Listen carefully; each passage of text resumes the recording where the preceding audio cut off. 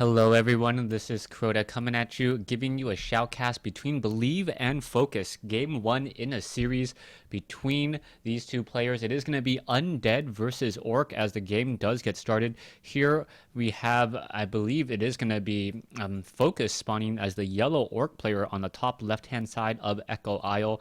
Meanwhile, Believe spawning as the pink Undead. Undead versus Orc here on Echo Isle, a map that is rather small, so I am going to be very curious as to what the strategies will be. I am trying to find more matchups for you guys. I don't believe I cast that many Orc versus Undead games, and also these two players are fairly well known, so hopefully this will be a very entertaining match. Now, Focus as the yellow Orc player, we'll see if he does go for a Blade Master first. Orc versus Undead.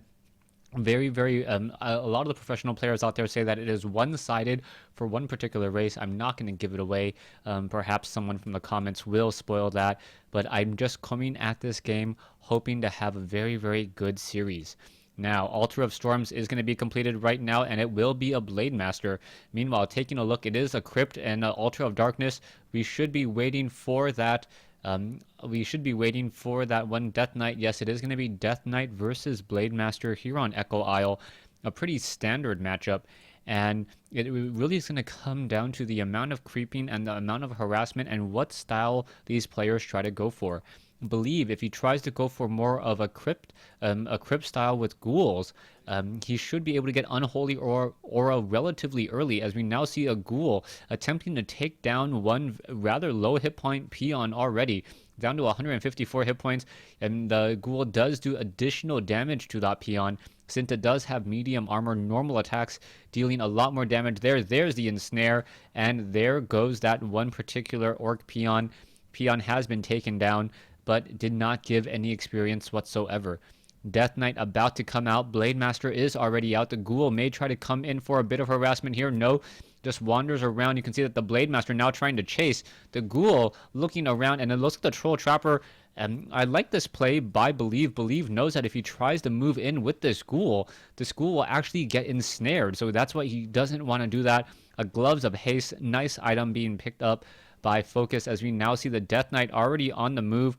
I believe Death Coil was trained, but I can't be sure until I see that. I don't see Unholy Aura, and Believe getting a little bit too close there. There's the Death Coil for the save, and now skeletal minions coming in as well. The ghoul is going to back away. Blade Master already down to 176 hit points. No shop yet, so it's not able to sell that Scroll of Town portal to buy some healing salves at all. Now this Troll Trapper will fall, and this is what the key element is going to be for Believe. Believe wants to deny experience if at all possible, and now taking down that Troll Trapper is the start of exactly that.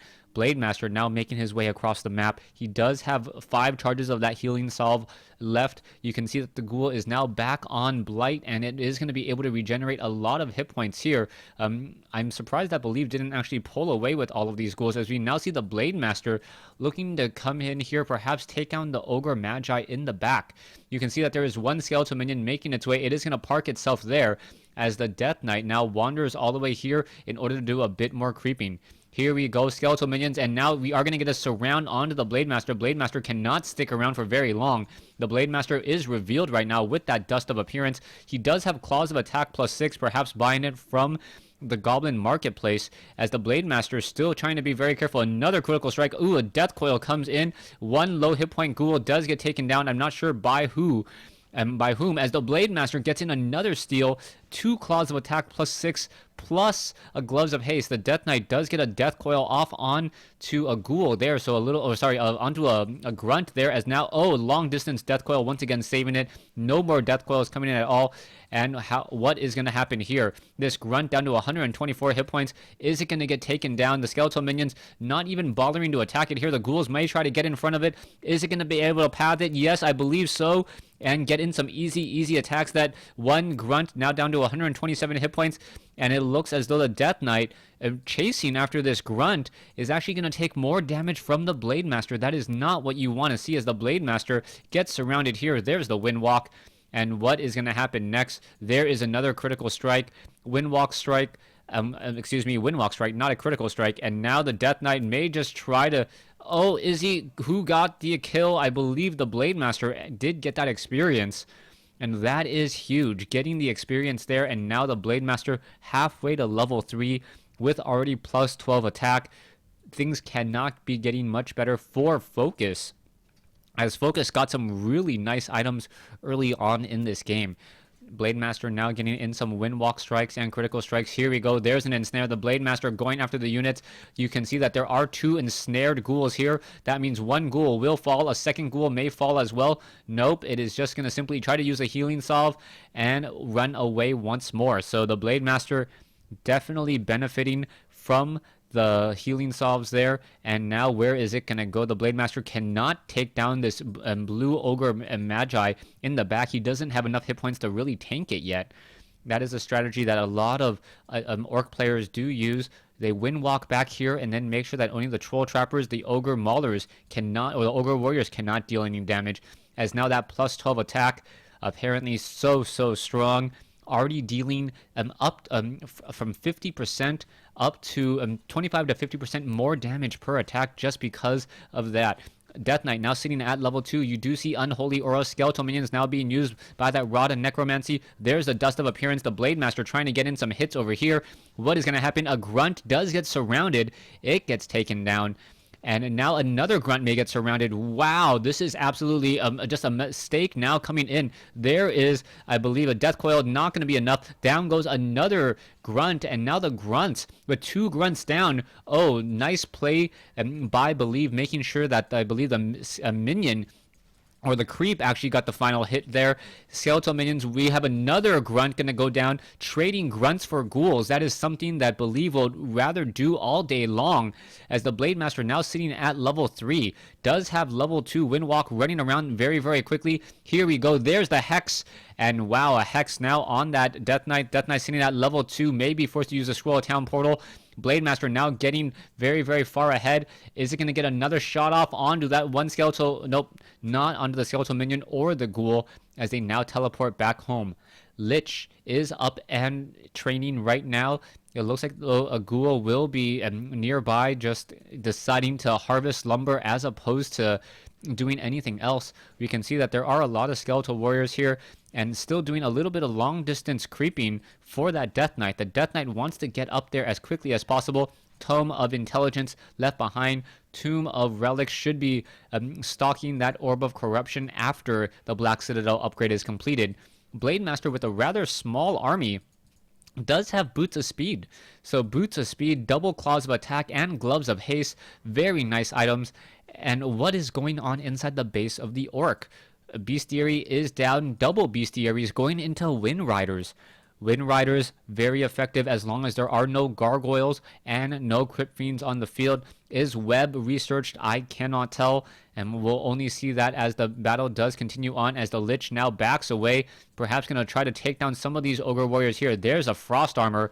Classic move by an Undead player to go Frost Armor first to really minimize the amount of damage that minimize the amount of damage that Blade Master can deal. Speaking of the Blade Master, he is coming in from behind. He has 3 Claws of Attack plus 6.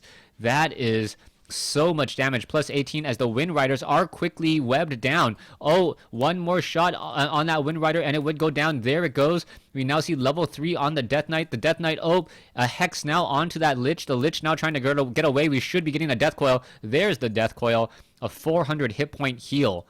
Level 3 and level 2 versus level 3, level 1, but the Wind Riders are going to tip things in favor of Focus.